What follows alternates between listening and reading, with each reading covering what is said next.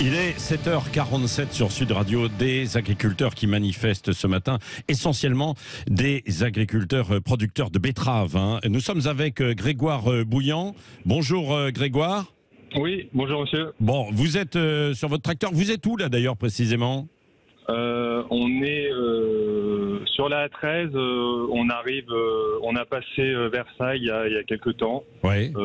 Donc on s'approche gentiment de Paris. Et alors votre objectif c'est d'aller où aux Invalides, c'est ça Normalement oui, c'est très encadré, vous savez il y a les forces de l'ordre, tout ça pour que ça soit sécurisé. Ouais. Donc normalement oui, on suit et on nous emmène jusque l'esplanade des Invalides. Bon, votre objectif donc c'est de dénoncer l'interdiction du pesticide qui est efficace contre la jaunisse, cette épidémie qui touche les cultures de betteraves, les néonicotinoïdes.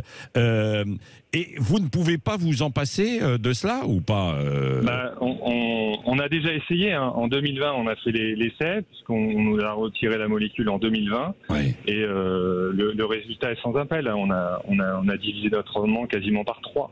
Ouais. Donc non, en fait, ce qu'on reproche aujourd'hui, c'est qu'on veut du temps pour que la recherche puisse trouver des solutions, parce que la recherche peut trouver des solutions. Les semenciers on les arme pour, il faut juste leur laisser le temps. Et ce qu'on conteste aujourd'hui, c'est ce coup près qui nous ont tombé dessus à 1 mois des semis. On nous annonce que ça y est, on nous avait annoncé 3 ans avec une dérogation, et on aura eu que 2 ans, quoi. Ouais. Bah oui, mais alors on dit que d'un autre côté aussi, ce sont des tueurs d'abeilles, ces néonicotinoïdes. Qu'est-ce que vous répondez à ça, Grégoire ? Écoutez, moi je réponds que je suis agriculteur, je suis aussi apiculteur, j'ai des ruches chez moi depuis plusieurs années, et tout se passe bien. Et mes abeilles, quand je m'en occupe bien, et quand il y a une belle floraison, elles arrivent à bien produire. Quand il fait trop humide, trop froid ou alors trop sec, et qu'il y a des mauvaises floraisons, elles n'arrivent pas à produire. Voilà. Ouais. Donc moi, c'est la réponse que j'ai.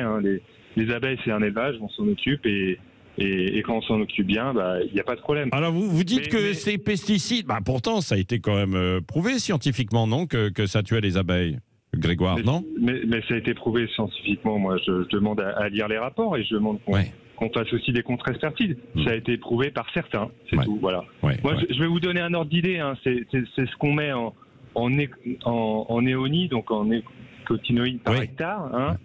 C'est l'équivalent d'une goutte d'eau dans une piscine olympique. Qu'est-ce que vous voulez que l'incidence sur le long terme, c'est infime, c'est des microgrammes qu'on met. On nous annonce qu'il y a de la rémanence, mais il n'y a pas de rémanence, la preuve, parce qu'on fait des rotations.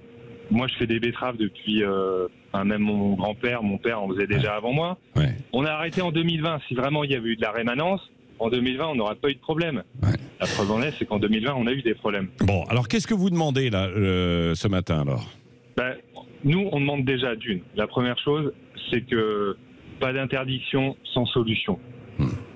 On veut pouvoir continuer à produire et s'assurer une rentabilité économique minimum. Donc, que demain, on arrive à s'en passer. On y croit, et d'ailleurs, je pense que le travail est fait pour, mais qu'on nous laisse le temps d'y arriver. Ça, c'est la première chose.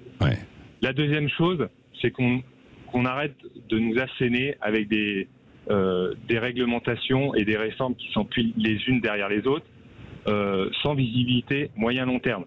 Nous, on est de l'industrie lourde. On produit une production par an. C'est comme un viticulteur, comme un avocat qui fait une récolte par an. Donc, il nous faut du temps. Et le temps politique n'est pas le même que le temps des agriculteurs. Donc, ce qu'on veut, c'est de la visibilité, des solutions à long terme, et puis surtout qu'on prenne conscience que demain, ce qu'on arrête chez nous, ça va rentrer de l'extérieur. Ça viendra d'autres pays qui utilisent les néonicotinoïdes. C'est ce que vous dites, du Brésil, d'Inde et notamment, c'est ça. Mais même au sein de l'Europe, il y a des pays qui ont maintenu la dérogation et qui vont la maintenir. Et donc, ce qu'on veut surtout, c'est qu'à ce moment-là, si la France veut continuer à produire dans certaines conditions sans ces outils-là, qu'elle impose la même chose sur tout le sucre qui va rentrer sur le marché européen. Merci beaucoup d'avoir été avec nous et de nous apporter ces explications et de répondre évidemment à ce sujet. Et donc je vous laisse manifester. On vous reprendra peut-être à la mi-journée. Tiens, chez Jean-Jacques Bourdin tout à l'heure pour savoir où vous en êtes, puisque vous allez du côté des Invalides. Merci d'avoir été en direct avec nous ce matin sur Sud Radio.